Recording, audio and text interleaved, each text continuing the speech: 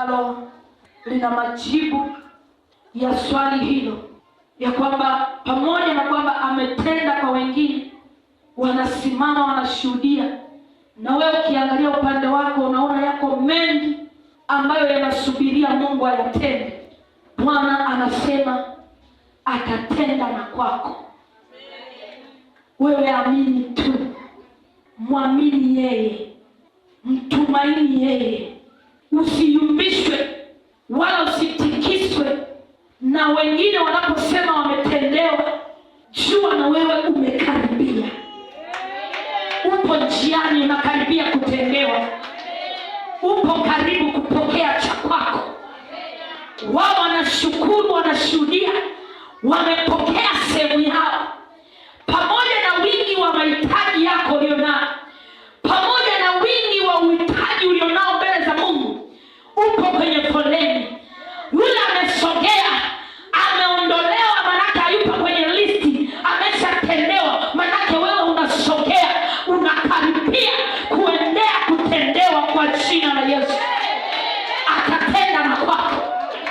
Hajakubagua, hajakutenda, hajakuweka pembeni kwamba wengine ni wazuri sana watendee, kwamba wengine wanafaa sana ndio maana anawatendea, kwamba wengine wako vizuri sana na Mungu ndio maana wanashuhudia. Wewe unatafuta ushuhuda wa kushuhudia, kila ukiangalia unaona hauoni. Lakini leo Bwana amenipa ujumbe hii, ninakoseta Bwana atatenda na kwako. Haleluya, haleluya. Leo nataka nikushirikishe kwa neno la Mungu. Ndiyo, Yesu atatenda na kwako. Wewe unayeamini, ukiamini usione shaka, atatenda. Anao wakati ambao ameuandaa maalum kwa ajili ya kujilia wewe. Atakujilia na atakutendea kwa jina la Yesu. Haleluya. Hebu tusome neno la Mungu katika kitabu cha Marko sura ile ya 9 mstari wa 23. Fungua hapo Biblia haraka kabisa. Marko sura ya 9 mstari wa 23. Nitabarikiwa sana nikipata msomaji ambaye yuko mwepesi akatembea na speed hii. Marko 9 mstari wa 23. Neno la Mungu linasema hivi: Yesu akamwambia, ukiweza yote yawezekana kwake amini. Hebu kwa sauti zetu zote sema, yote yawezekana kwake yeye amini. Sema tena, yote yawezekana kwangu mimi ninayeamini. Jitakie tena, sema, yote yanawezekana kwangu mimi ninayeamini. Haleluya. Hapa Yesu alikuwa anazungumza mwenyewe kwa kinywa chake, akazungumza na wanafunzi wake, akazungumza akawaambia, yote yawezekana kwake yeye aaminie. Haijalishi unaona kuna watu wanakuja nyuma yako, lakini wanashuhudia Mungu ametenda, na wewe ukiangalia upo pale unaendelea kusubiri Bwana atende. Wakati wako umekaribia. Bwana anatenda na kwako. Bwana atatenda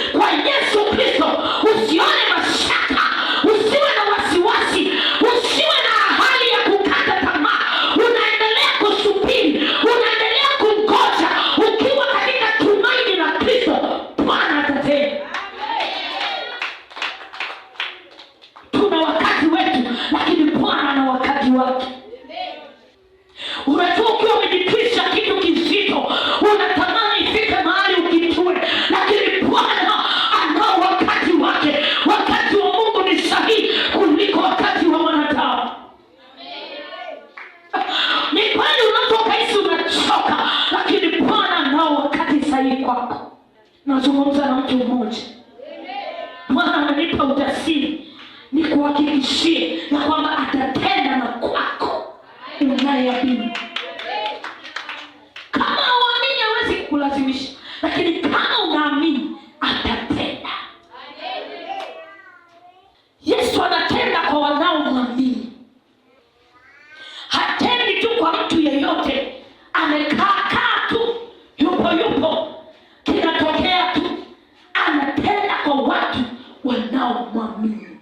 Sawa, unaamini, imani yako umeiweka wapi? Kama unaamini kwa Yesu Kristo, Bwana atatenda. Haijalishi unaona muda unaenda, haijalishi unaona mambo ni kama hayatembei. Nataka nikwambie kwa uhakika wote na kwa uthibitisho wote ya kwamba Bwana atatenda, labda kama uamini. Lakini kama unaamini, lazima atende. Kuna watu wanafikiria mtu akimwamini Mungu, akiwa mbele za Mungu, wanafikiria anatania, wanafikiria anapoteza muda. Hapotezi muda. Mtu anayemwamini Mungu, anayemtegemea Mungu, upo wakati wa Bwana kujibu. Na Bwana huwa ajibu kwa maneno, anajibu kwa vitendo. Haleluya. Haleluya. Haleluya. Hata wanaokupimia kwa mbali, wanakupimia, wanakusikilizia, wengine wanasogea karibu yako, wanataka wasikie sasa hivi unasema nini, ameshatenda au bado. Nataka nikwambie, achana nao wanaokupimia. Wewe endelea kuweka imani yako kwa Kristo. Unapoweka imani kwa Kristo, yote yawezekana kwake yeye aaminie. Kile unachokiamini ndicho kitakuwa sehemu ya maisha yako. Maana yake ni nini? Utakuwa kile unachokiamini. Kama uamini kwa habari ya uponyaji, hautapokea uponyaji. Kama uamini kwa habari ya muujiza, hautapokea muujiza. Kama uamini kwa habari ya utajiri ndani ya Kristo, sahau. Lakini kama unaamini kwa habari ya uponyaji wa Kristo, utapokea uponyaji wako. Kama unaamini utajiri ndani ya Yesu Kristo, utapokea utajiri wako. Kuna watu wanaogopa, inafika mahali mtu anaona bora tu niwe maskini, niwe sina, nionekane ni wa shida, ndio nitakuwa mtakatifu, kwa sababu ninaonekana, nikionekana kwamba nimebarikiwa, nimetajirishwa, nitaiba Freemason. Wewe unajua uhakika wa kile ulicho nacho kimetokana na nini? Hofu ya nini? Wasiwasi ya nini? Kama kuna kazi nzito na ukitaka upe haraka, tafuta kumpendezesha kila mtu. Hujanielewa? Kama kuna kazi nzito, tafuta kutembea na Mungu, alafu saa hiyo unataka kila mtu akuelewe. Utaacha kushughulika na Mungu ambaye ndio mtu sahihi, utaanza kushughulika na watu, na unakuja kurudi ujui Mungu mlipotezeana naye wapi. Focus na Mungu. Wamekucheka leo kwa sababu ya Mungu wako, endelea kumwamini. Wamekudharau leo kwa sababu ya Mungu wako, wakakwambia yuko wapi Mungu wako. Wewe sio wa kwanza kuulizwa swali hilo. Waliulizwa watu wengi kwenye Biblia, tunasoma waliulizwa. Kina Shadraka, Meshaki na Abednego. Nebukadneza anawakejeli, anawaambia, wewe Meshaki, Shadraka na Abednego, Mungu wenu hajawaokoa. Danieli anakejeliwa, anaambia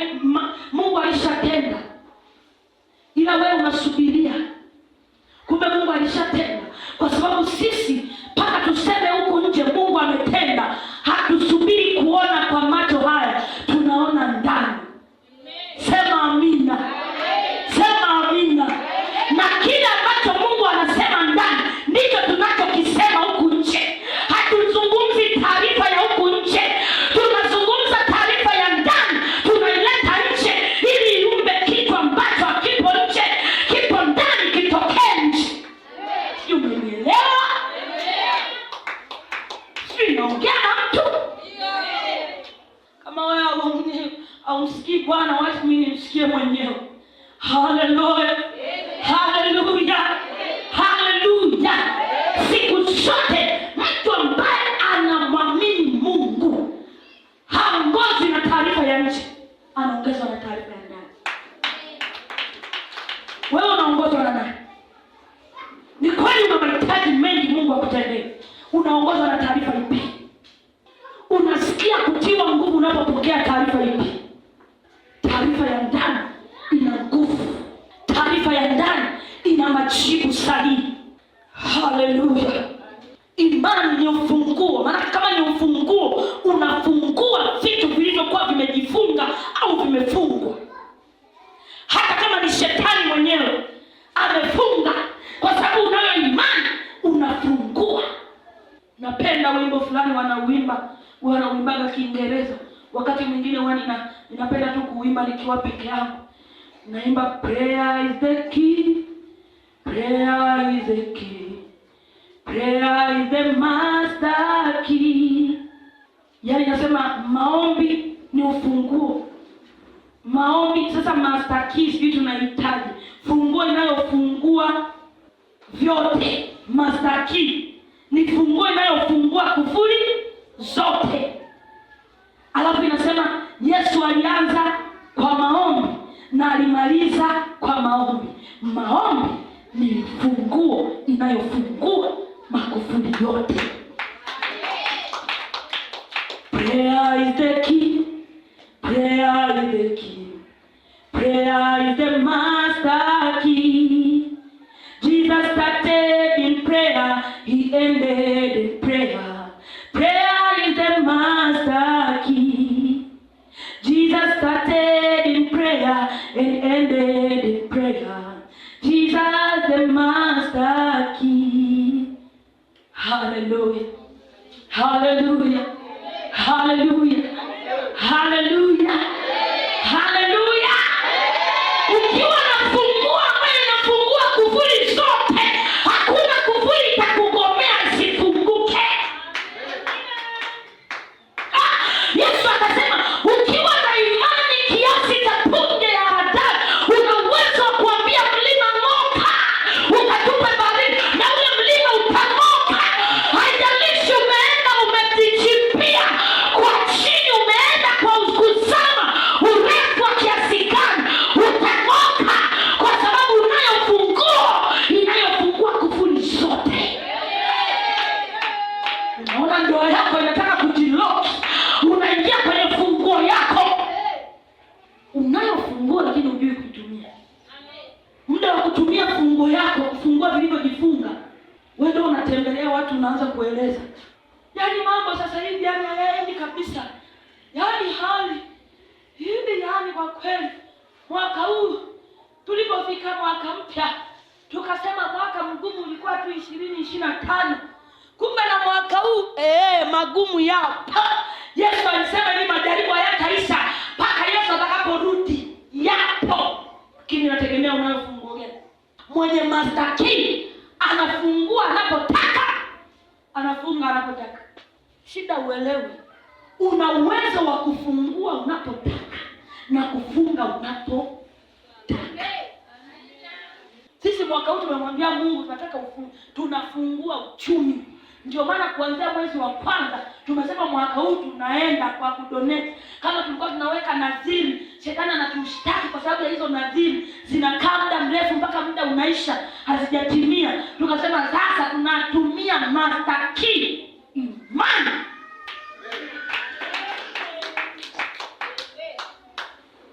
Utaniambia wale watu wanaofanya kabisa kwa moyo, utaniambia kuna miezi 6 tu ya matazamio. Huu sasa hivi ni mwezi wa ngapi? Umebaki miezi mingapi kufika mwezi wa 6?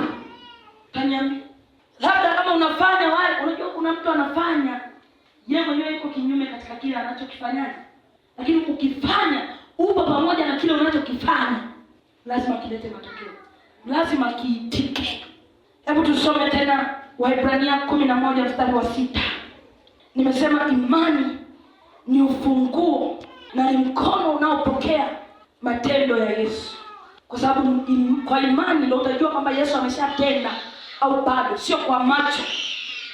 Waebrania 11:6 Biblia inasema hivi, lakini pasipo imani haiwezekani kumpendeza. Kwa maana mtu amwendeaye Mungu lazima aamini kwamba yeye yuko na kwamba huwapa thawabu wale wamtafutao. Sawa? Kigezo cha kumpendeza Mungu ni imani. Sema amina. Mtu mmoja aseme amina tena. Kigezo cha kumpendeza Mungu ni imani. Maana kila mwendeaye lazima aamini ya kwamba yeye yuko. Yaani Mungu unayemwendea ujue ya kwamba yuko. Usiende kama dunia. Dunia wao inasema, ina lugha fulani inasema hivi. Kwa vipi siku tukaenda mbinguni na tukakuta Mungu hayupo? Sasa kama Mungu hayupo, wewe ulitokana na nini? Swali tu dogo la kizushi.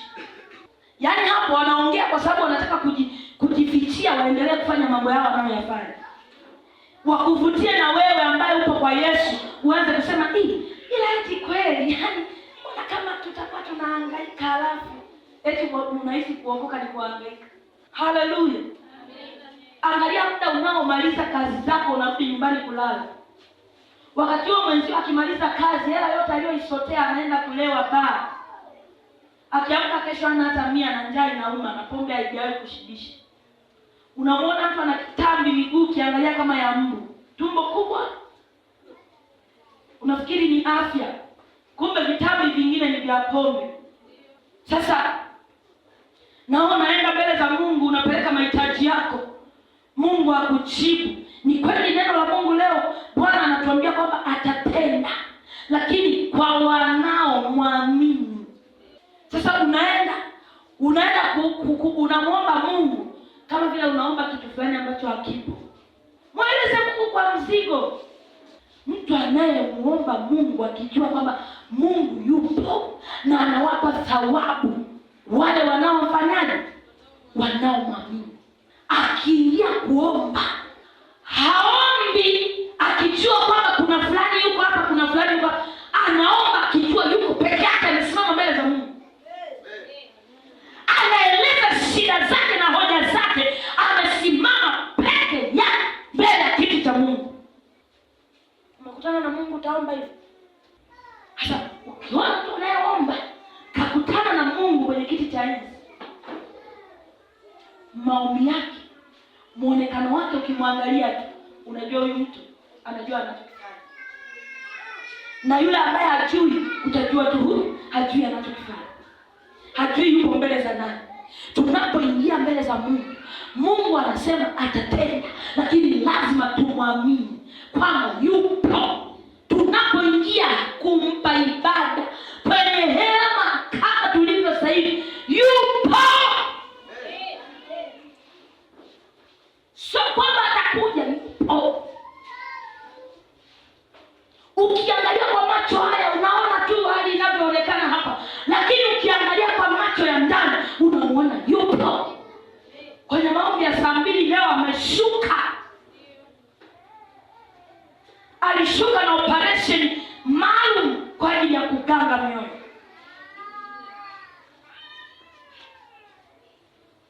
Alinithibitishia hapo nilipokanyaga hapa. Nimekanyaga tu hapa madhabahuni. Nikaanza kumwambia Yesu asante, maana nimekanyaga tu hapa, akaniambia nimeshuka. Na nimeshuka kufanya nini? Nimeshuka maalum kwa ajili ya kuganga mioyo. Kwani yeye mwenyewe ndiye anayejua hitaji la kila mtu. Bwana Yesu asifiwe sana. Haleluya. Kila mwenyewe amini kwamba yeye yupo na uwapa thawabu wale wamchao.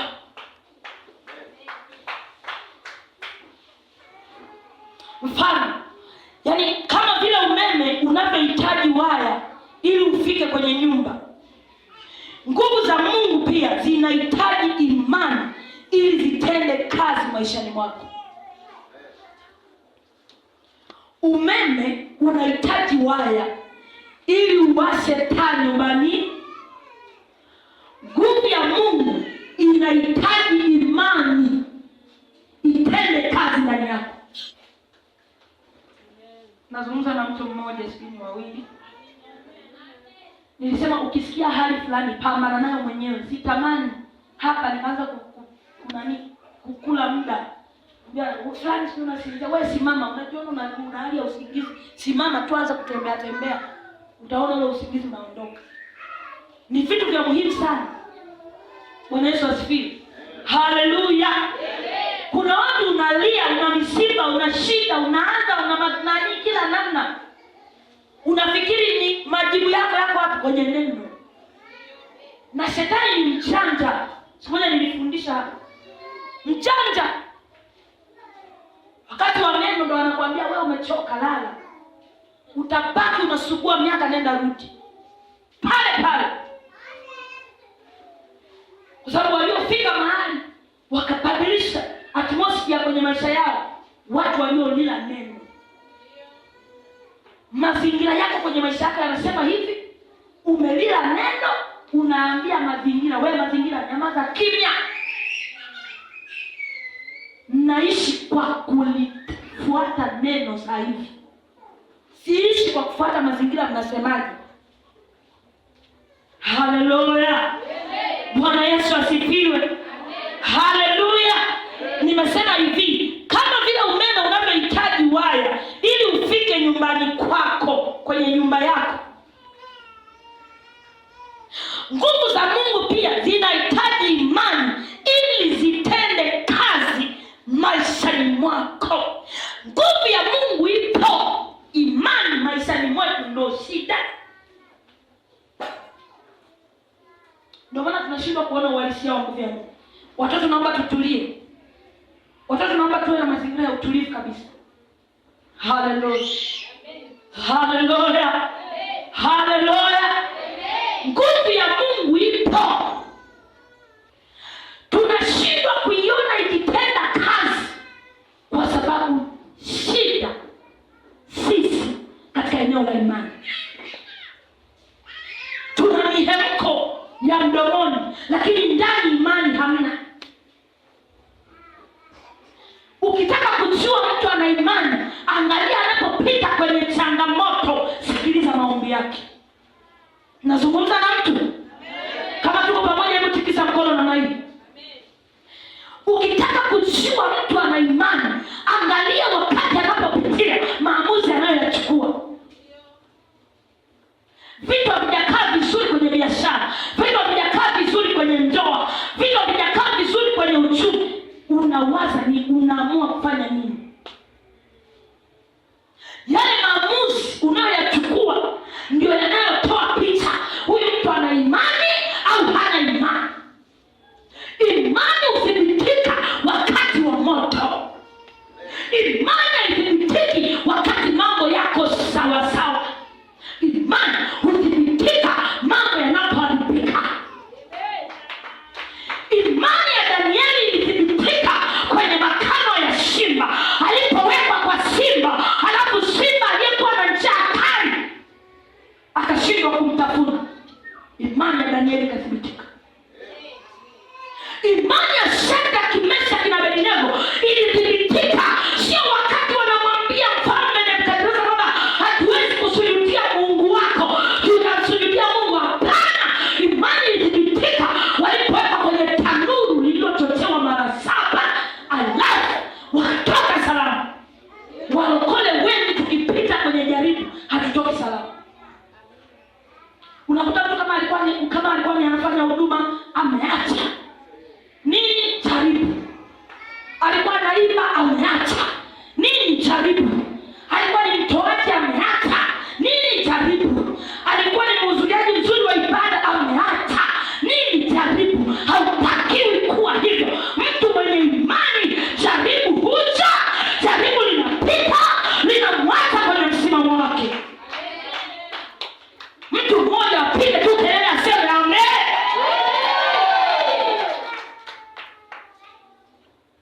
Mtu mwenye imani. Kuna mtu anasema mimi nina imani. Naambiwa sasa hapa nyumbani na kutimua. Mtu anaangalia anaona ile nyumba mabati, anaona ni maana kuliko Yesu. Angalia maombi ya mtu mwenye imani. Uko wapi Baba? Hata mwenyewe tunapata kicheko. Uko wapi? Uko wapi Baba? Anaanza kumuita, "Njoo!" Kwani ameenda? Unafikiri unapopitia changamoto ndio tafsiri kwamba Yesu ameondoka? Yupo. Ila anataka kupitia huo moto, kupitia hiyo changamoto athibitishe wengine kwamba yupo kwako.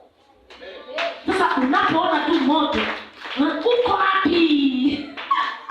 Yesu anasema huyu nate niko naye, afu kumbe hata alijui kwamba nipo au sipo.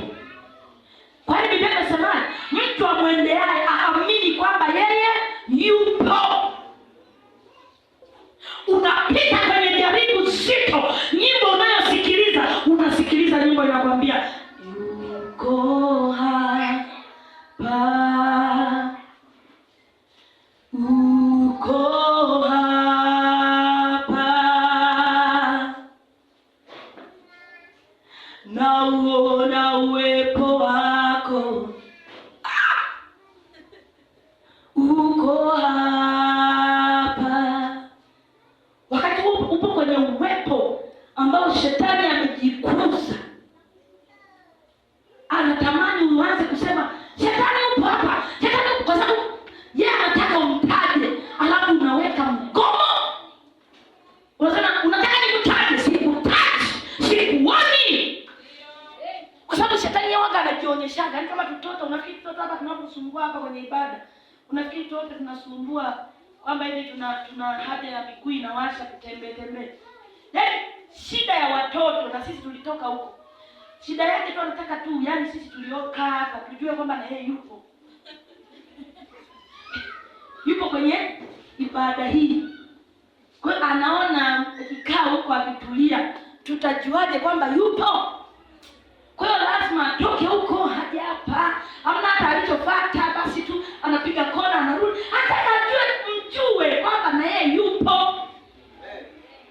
Sasa rudisha sako kama mfano kwa shetani. Shetani ukikaa kimya unamtukuza tu Yesu, anataka ajilete, ajionyeshe, anajipitisha tu hapo, sijui kanamkia, sijui kana tajipitisha tu. Ukianza tu kusema shetani, yani shetani, yani jamani yeye wameniona, kumbe nipo. Anakazana sasa. Lakini wakati anatoka shetani, yani wewe, hayo ndio wimbo ambao nimekwambia. Uko hapa, uko hapa, twatukuza jina lako. Unatukuza tu jina la Yesu. Itamani alinioni. Unabadilisha kuambia nimemwona Yesu anapendeza. Jamani alinioni.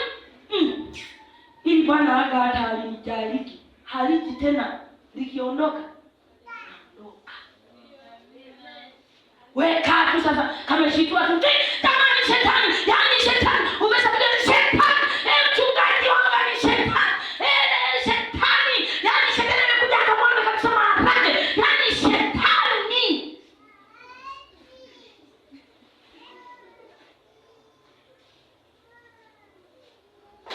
Umekunywa chai wewe hujaiangalia vizuri, ndio umeitoa tu kwenye moto.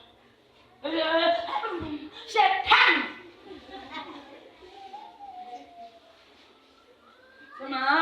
Kuna mahali wananihitaji, ngoja nihamie kabisa, niweke makao. Mungu aonekane kuliko shetani. Mtu mwenye imani anamuona Mungu sana kuliko shetani. Anauona wema wa Mungu sana kuliko uovu anaofanya shetani. Ukiingia kwenye maombi hauulizi Mungu uko wapi, unaanza kusema Baba, ninakutukuza, ninakuinua, ninakuheshimu, wewe ni wa ajabu, ninayaona matendo yako makuu, ninaona rehema zako, ninauona uponyaji wako, ninauona uwepo wako umetanda kama hema, ninakuona mashariki, ninakuona magharibi, kwa watoto wangu ninakuona, kwa mume wangu ninakuona, kwenye kazi zangu ninakuona. Wewe ni mkuu sana, hakuna kama wewe Bwana. Ukitoka ulikuwa huna amani, amani inajaa tele.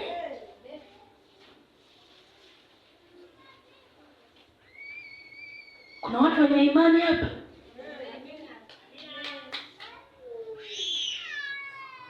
Mbona kama hawapo? Si wamshangilia Mungu wao wanaomwamini. Wewe hata kama kuna sindano imepenya, wewe hata ikuchome tu alafu mshangilie Yesu. Haleluya. Hebu nifungulie Mathayo 21 mstari wa 22. Yesu tatenda na kwako. Ameleta leo siri, imani. Anatenda kwa wanao mwamini. Mathayo 21:22.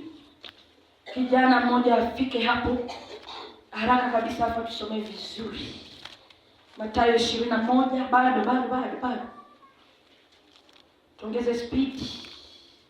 Usiende kuitafuta Mathayo kwenye Kutoka. Mathayo 21:22.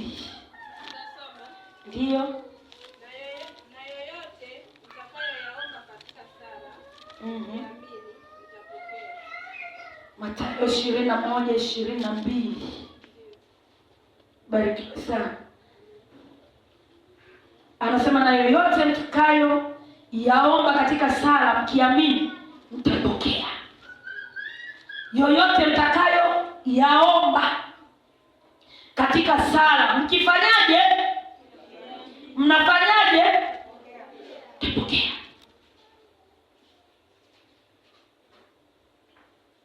Mtu mwenye imani, maombi yake pia huambatana na imani. Na neno linasema yoyote niombaye katika sala mkiomba kwa imani mnafanyaje? Napokea. Wakati mwingine tumeomba maombi tukahisi kama vile Mungu ajibu, lakini ni kumbe tuliomba. Katika kitabu cha Yakobo tulisoma wiki hii, anasema hivi, asiye na imani ni kama wimbi huchukuliwa na upepo huku na huku. Na akasema hivi, hata akiomba anaomba vibaya, kwa sababu anaomba kwa tamaa zake mwenyewe. Mungu, nimechoka kwenye hali hii, nipe hiki na hiki na kile. Huyu mama nani huyu anayejidai aone, nimwonyeshe, nimkomeshe na nyimbo unazopiga nyumbani kwako. Sasa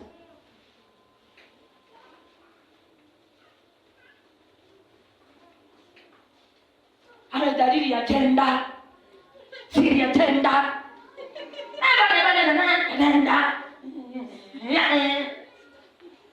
tunafagia makaranga simani. Jamani, Rose Mwando anaimba, lakini anavyoviimbaga mimi sijawahi kuvielewa.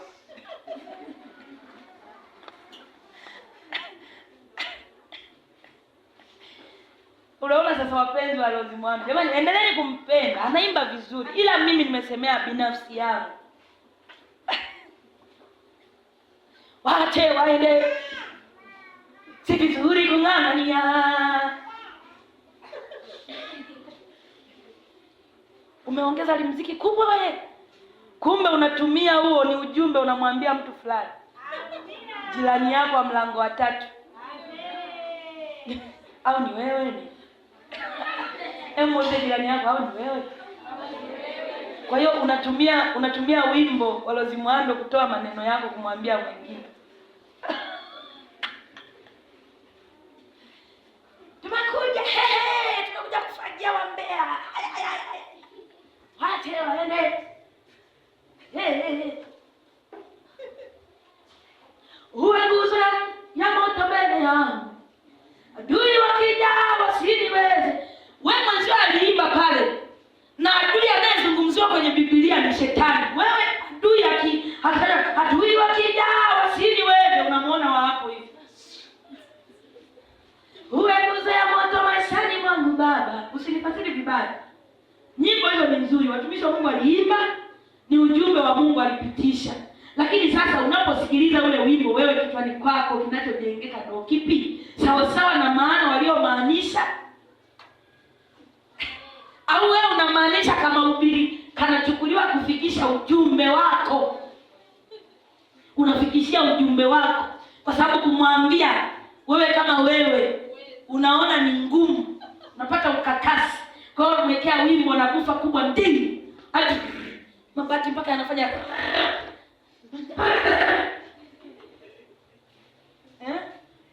kitu ukipiga hivi.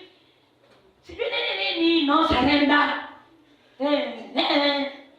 Kwa hiyo pale unapotoka huo wimbo unapopiga, unatoka na maamuzi. Kwa hiyo ukitoka pale no surrender. Kwa hiyo ukimsalimia unahisi kwamba utakuwa umesarenda, kwa hiyo haumsalimii. Yesu atusaidie. Jamani, Yesu atusaidie.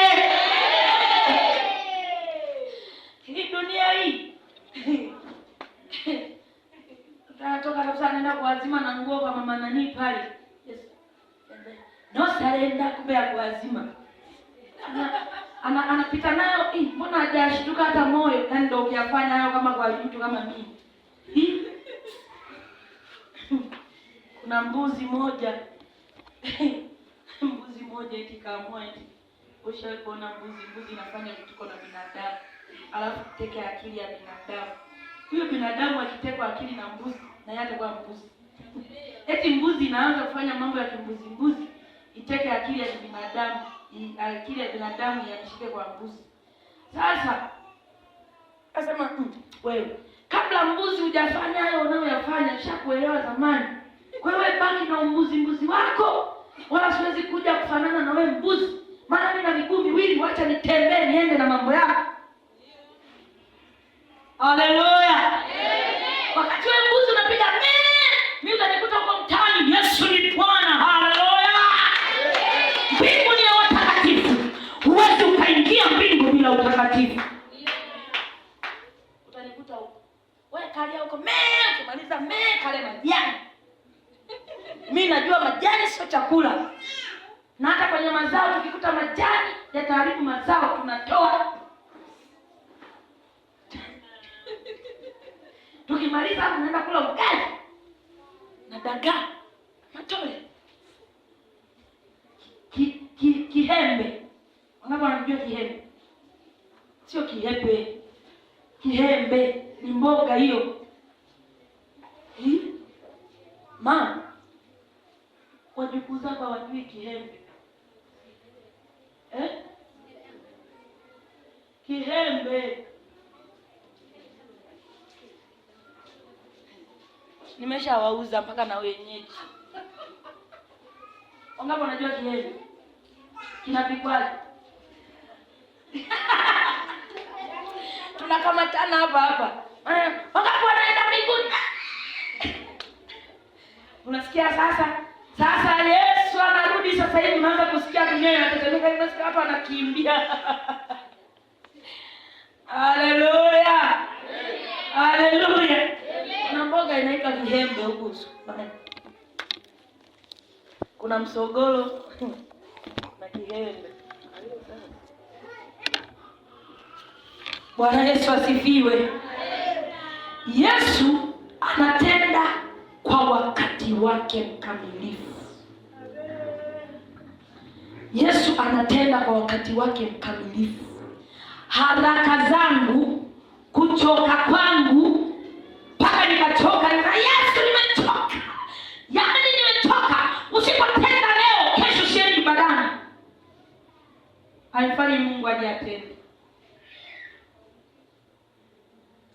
Mungu hatendi kwa sababu umemtishia kumziria.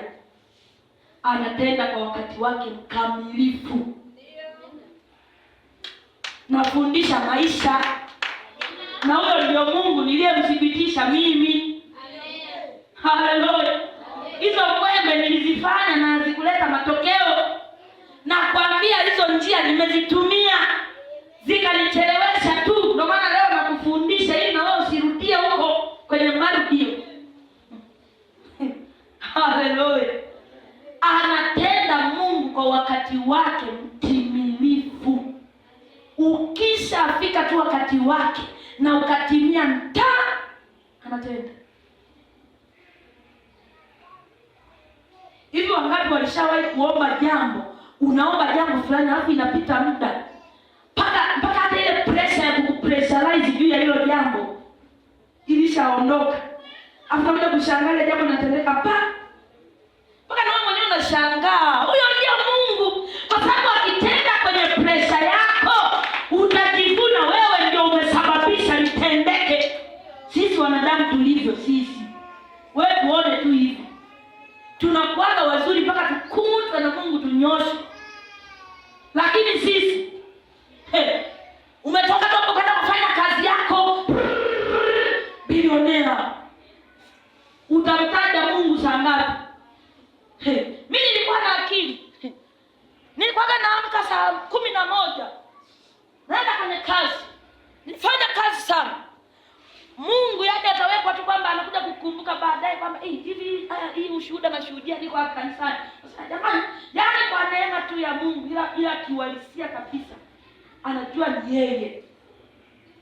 Sasa Mungu huwa anataka afanye kwa wakati wake mtimilifu, ili yeye ndo atukuzwe katika hicho anachokitenda. Achukue utukufu, asishare utukufu na chochote wala na yoyote. Washirika wangu wa muda wameshaanza kuangalia jua, na wafahamu sasa hivi ndio kwanza saa 5:46. Hebu mpigie Yesu makofi. Yaani mahubiri watu wanayakadiria tu, tunahubiri tayari. Sasa ukishahubiri tu hata dakika 10 ndio ibada imeshaisha. Twende sisi, bado leo tunahubiri sana kwa saa 12 sasa.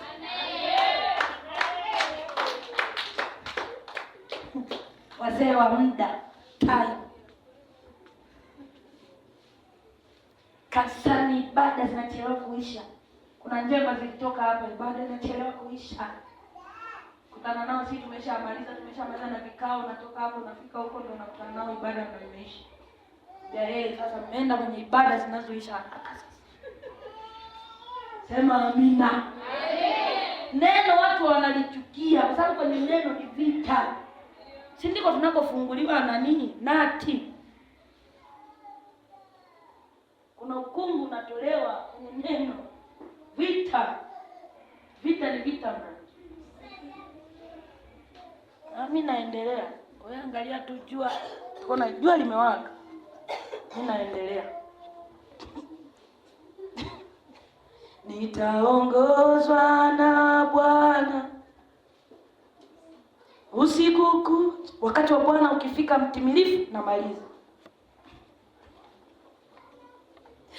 Watu wengi ukata tamaa kwa sababu Yesu hajajibu kwa wakati wao. Nirudie tena.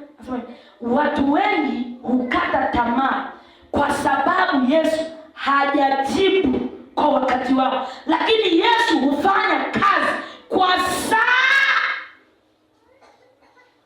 ya kwake na kwa mpango wake. Yesu hafanyi kazi kwa saa yetu. Kama unampangia na Yesu, mimi niliyafanya sana hayo, na yako nisaidie. Hasa wakati mume wangu anauma. Nilikuwa naweka vitisho wewe. Wewe weka vitisho. Nakuja na hapa kabisa. Nachukua na mic, naona Mungu asikii vizuri. Naamua kuomba sasa kwa sauti ya juu kabisa. Nani Mungu atakaa kwenye kinanda hapo? Nani atahubiri hapo? Sijaona mhubiri, sijaona.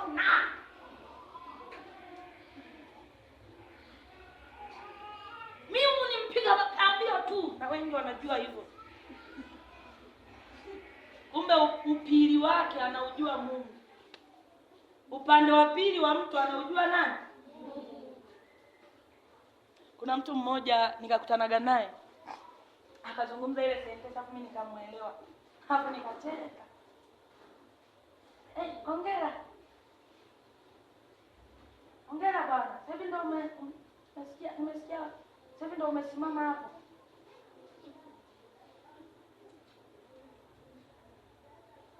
Kwa kweli mimi nitakuja hapo siku moja, yaani sana nitakuja hapo kusifu na kuabudu. Nikamuelewa, nasema pumbavu. Yaani ndio unatembea akili na akili hizo. Kwa unajua yaani hapa sasa aliyewekwa mchungaji ni mchungaji wa kusifu na kuabudu. Unakuja kusifu na kuabudu. Yaani Mungu anajali kazi yake kuliko hata sisi. Bwana Yesu asifiwe. Amen. Hata nikishuhudia tulianza huduma vitu tulifanyaje. Mungu anapojali kazi ni zaidi ya sisi. Kazi yake anapojali. Bwana Yesu asifiwe. Haleluya. Unakuta watu wamesha kuqualify kabisa, wamekuguarantee. Yaani huyu kienda sana atakomea hapa. Mungu ndio maana waga anaenda kinyume na mawazo ya kwetu. Haleluya. Kwani kuja hapa najikunta. Hakuna sioni. Natetea hoja. Njoni tuojiane, tusemezane. Kwa nimemuitisha Mungu kikao. Mungu shuka toka kwa mbinguni njoo hapa. Mungu amekuwa ni katuni. Mungu njoo. Haya. Nimetenga kiti hapa sasa. Kaa Mungu. Alafu naanza kumfokea. Fikini ya usigeli wako Mungu. Unaomba hayo maombi wewe. Mungu akwambia wewe piga sarakasi zote lakini mimi nitabaki kuwa Mungu na ninafanya ya kwangu niliyoyachora. Na hayo majukumu nayo yakatando utayafanya tena utayafanya kwa bidii. Na si ulegevu. Si unasema uoni mchungaji wa kunania hapa? Wa kuhudumia hapa. Sasa tangu nasimamaga toka mwaka jana mwezi wa 6. Unatamani upange mtu, unasikia wewe takukumuta. Nenda. Unakuja tu mama. Umelegeza vikombe. Nafika tu hapa. Jamani haleluya. Bwana ametupa ujumbe. Unakuja tu ujumbe. Nasema unafikiri wao wanaokujaga wanakuja na ujumbe, unafikiri wanaendaga kuutoa wapi? Haleluya. Kuna watu hapa unakuta Mungu anakuambia kabisa wewe utakuwa mchungaji. Na ruka wewe. Na maombi mengi. Mungu, kama umeniita kweli Mungu, kesho nikiamka jua lichomoze saa 8. Jua linachomoza saa 1, saa 12 kasoro.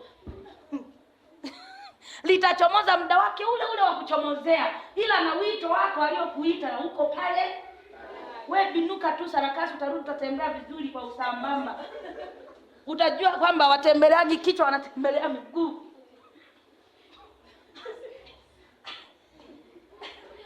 Haleluya.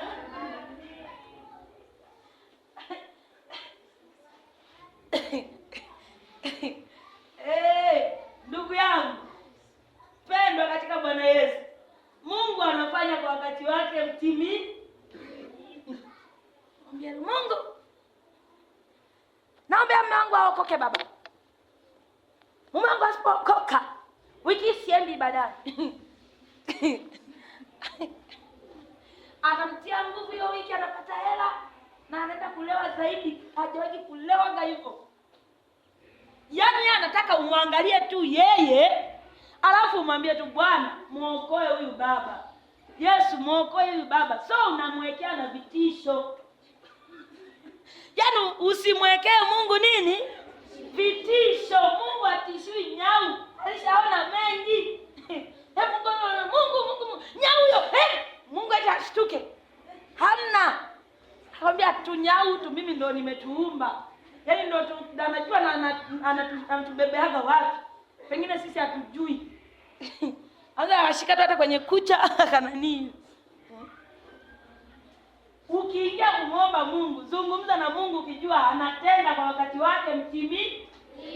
Yaani mbwembwe zako, vitisho vyako havimfanyi Mungu atende. Mgomo wako haufanyi Mungu atende. Hivyo wangapi wamesoma shule za sekondari za wakakaa shuleni kule wakaanza wanakula shuleni. Ningesoma sekondari za kula shuleni kama sio bodi. Za kula tu shuleni kama unakula unarudi. Na za bodi sasa muungane. Haya. Sasa iko hivi. Unakuta shuleni utaratibu uliopo tunakula maharage yenye wale wadudu weupe na ugali. Nani hajawahi kula? Wengine ndio afya inayotusaidia mpaka leo. Imetoka huko. Haleluya. Jamaa weupe kabisa yani kwenye maharage ukipakuliwa. Yaani wao ndio wanaonekana sana kwa sababu wana rangi tofauti. Hatunene. Nikatafuna kumdole safi. Ndo tumewala. Shule. Kama wewe bahatika unanepa, mtolee Mungu sadaka ya shukrani. Sasa ugali wenyewe unapikwa sufuria kubwa. Anayepika pale yani yupo ukipita tu hapo yani perfume yake inayopokea. Jasho kali. Alafu ndo anasonga ugali. Alafu na jasho ana nini? Unakula umo. Saa ngapi unakumbuka tu staarabu nifute na nani? Nichukue na nini? Amna. Mwanzo kashavurugwa hapo. Havioga na ukufie. Ameendelea.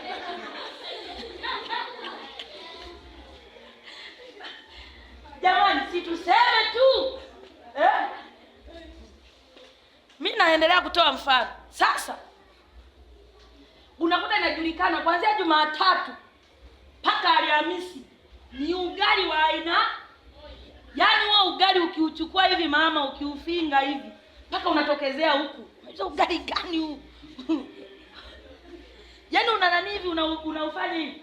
Yaani ugali unatokezea huku. Haujaiva maana yake.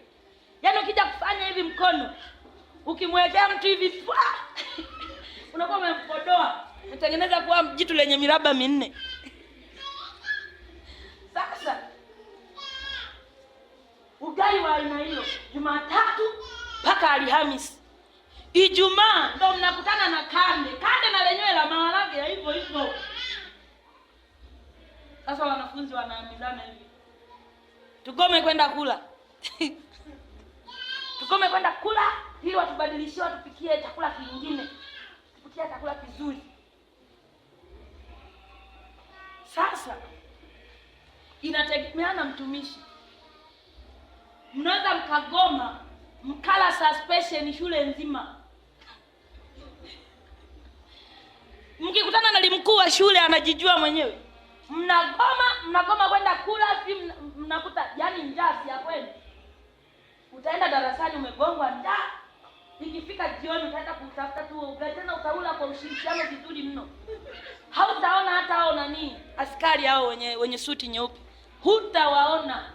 Utaona chakula kimoja kitamu sana. Kwa watu wanatishia kwa shule wanagoma, fanyaje? Masomo mwalimu vipindi vilivyopangwa vitafundishwa hivyo hivyo. Havipunguzwi kwa sababu eti watu mmegoma mjala. Na stiki ukileta ukivunja nani utaratibu wa shule stiki ziko pale pamoja na mgomo. Hata naenda maana yangu na maanisha nini? Sasa hiyo ni shule. Mungu ni zaidi.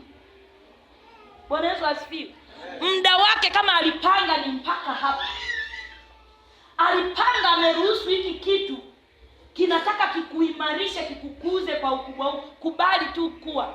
Ukibaki vile vile yani ni hivi utaenda mpaka lengo lake litimie akatende. Hapo amina amna. Ila ndo ukweli. Haleluya. Amen. Sasa hebu tusome maandiko haya mawili. Mhubiri 3:11. Mtu mmoja anifungulie hapo. Mhubiri 3:11, Yohana 11:40. Mhubiri 3:11. Mtu mwingine afungue Yohana 11:40. Mhubiri 3:11. Natamani nipate kabisa wasomaji huko kutoka kwenu. Mhubiri 3:11 tuanze nayo. Mhubiri haipo kwenye Agano Jipya, haipo kwenye Agano la Kale. Mhubiri 3:11, alafu mwingine afungue Yohana 11:40. Aliyefika kwa Mhubiri? Bado tunamtafuta. Jitahidi. Ukifika tu hapo unasimama na Biblia yako. Mhubiri 3:11.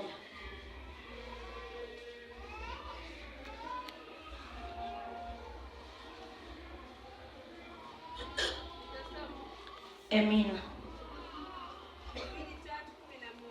Ndiyo. Kila kitu amekifanya kizuri kwa wakati wake. Tena ameiweka hiyo milele ndani ya mioyo yetu. Ila kwa jinsi ya mwanadamu asipoweza kuivumbua kazi ya Mungu aliyoifanya tangu mwanzo hata mwisho. Barikiwe. Yohana 11:40. Barikiwe sana. Yesu akamwambia,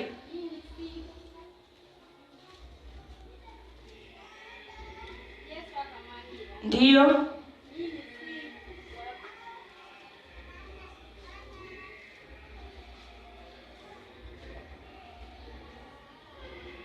amina. Kuna mtu amefika hapo amsaidie mama?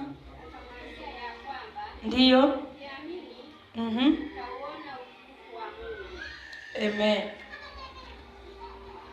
Hapa anasema alikuwa anamuuliza Martha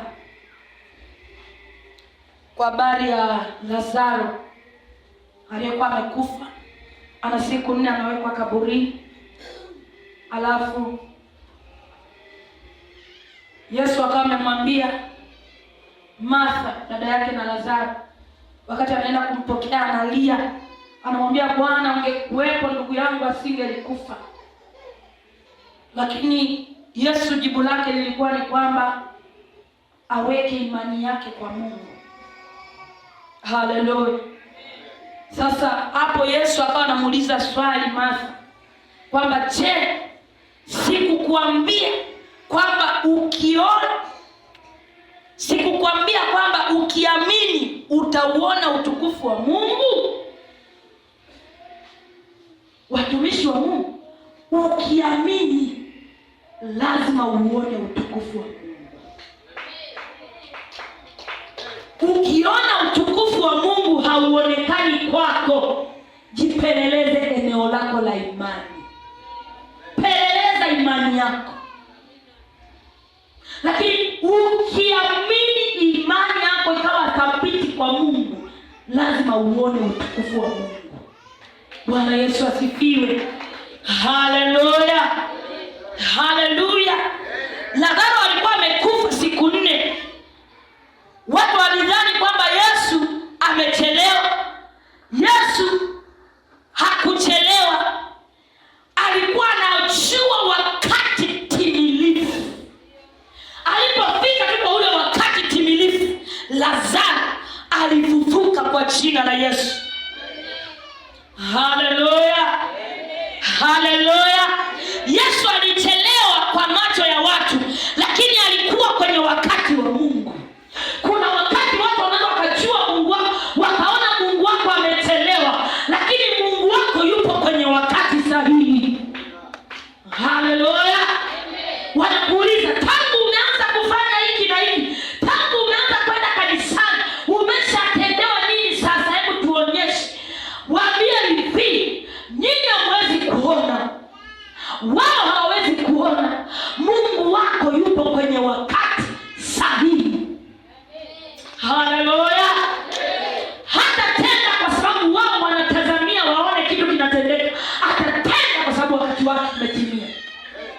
Bwana Yesu asifiwe. Na wakati wa Mungu ninaupenda sana, ni sahihi kuliko wakati wetu. Anapotenda hakuna wa kupinga, hakuna wa kuzuia, hakuna wa kuchelewesha.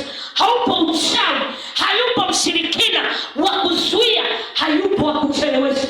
Akisema ya kwamba ni wakati naenda kutenda jambo fulani kwa mtoto wangu, anatenda. Bwana Yesu asifiwe. Haleluya. Haleluya. Yesu hajachelewa kwako. Halijatokea kwa sababu Mungu yupo kwenye wakati wake. Hilo jambo lipo kwenye wakati wa Mungu, lipo kwenye mchakato, lipo kwenye kalenda ya Mungu, lipo kwenye utaratibu wa Mungu. Hakuna mtu ambaye anaweza akazuia imani. Yaani kumzuia mtu mwenye imani mbele za Mungu ni sawa na kuzuia maji kwenye maporomoko kwa kutumia mikono. Utaweza? Wewe achilia tu imani yako mbele za Mungu iwe sawa sawa. Sema amina kubwa iliyojaa. Yesu anatenda kwa njia usiyodhani. Yesu anatenda kwa njia usiyodhani. Anahakikisha njia, kama kuna njia zingine ulikuwa nazo mbadala, zote utembee nazo mpaka ufike mwisho. Anatamani ufike mahali mwambie Bwana, mimi nimefika mahali nimeshindwa. Ndio maana anasema hivi, akili za yaani pale sisi tunapofika mwisho, yeye ndipo anapoanzia. Bwana Yesu asifiwe. Lakini akiona bado unakafukuto kakufurukuta, kakujipigania na kujipambania mwenyewe, akitenda utajua ni jitihada zako. Lakini Mungu anatenda kwa njia usiyodhani, njia ambayo hujaifikiria.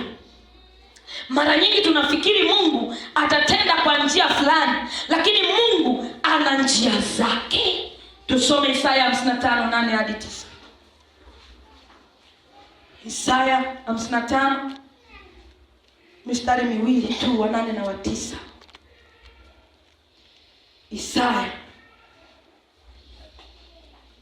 55 mstari wa 8 hadi wa 9. Amina. Maana mawazo yangu si mawazo yenu, wala njia zenu si njia zangu, asema Bwana. Kwa maana kama vile mbingu zilivyo juu sana kuliko nchi, kadhalika njia zangu zi juu sana kuliko njia zenu, na mawazo yangu kuliko mawazo yenu. Ungeweza ungempigia Yesu makofi.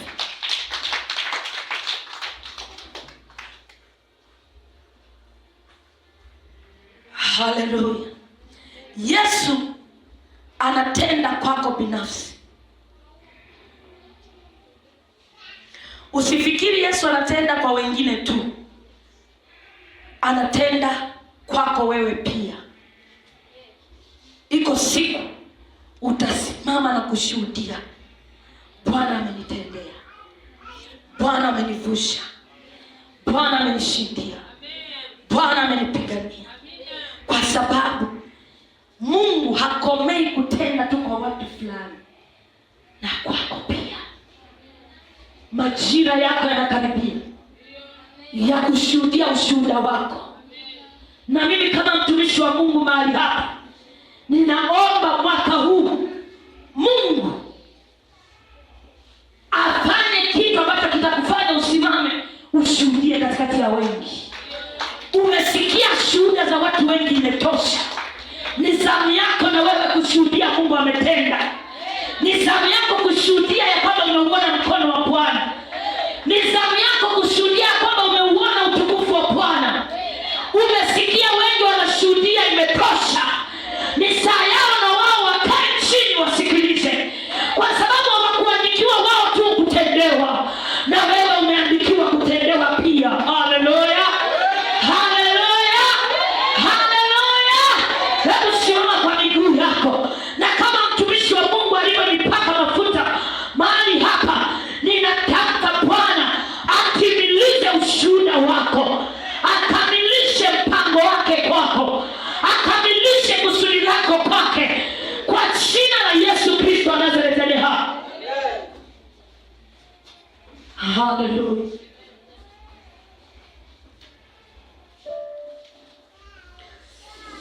Hebu piga tu watu wasogea mahali hapa.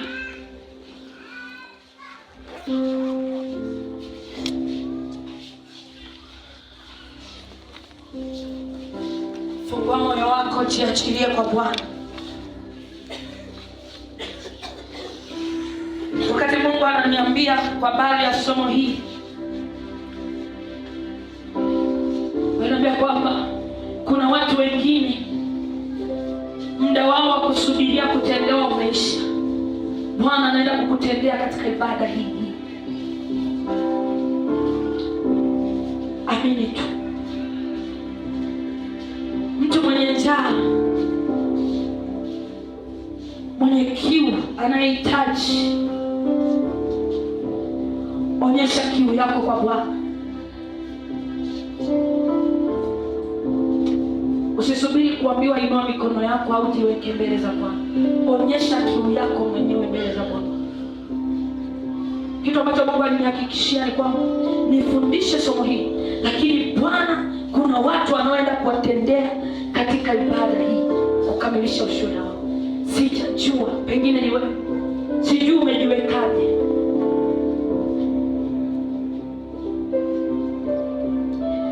Wewe ni sababu ya maisha yangu. Wewe ni sababu ya mimi kuishi.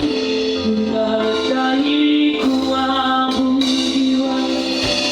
Unastahili wewe. Wewe ni sababu ya maisha yangu.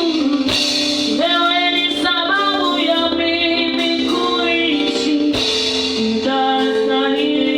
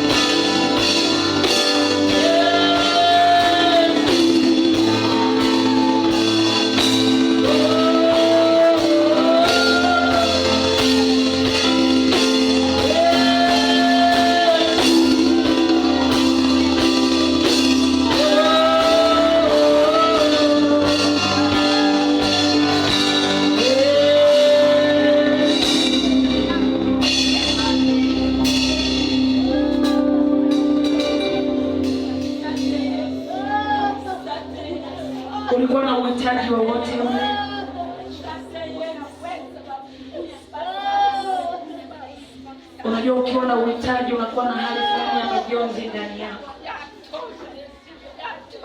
Sasa mwambie Mungu, wewe ni mtu wa imani.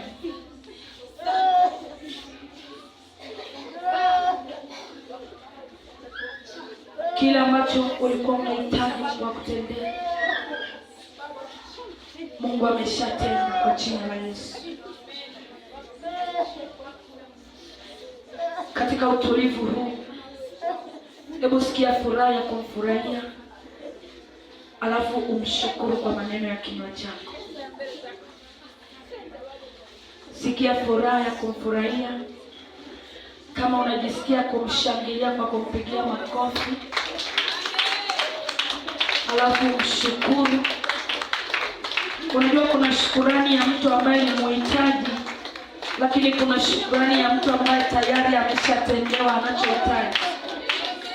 Ile shukurani huwa inaambatana na furaha isiyokuwa ya kawaida.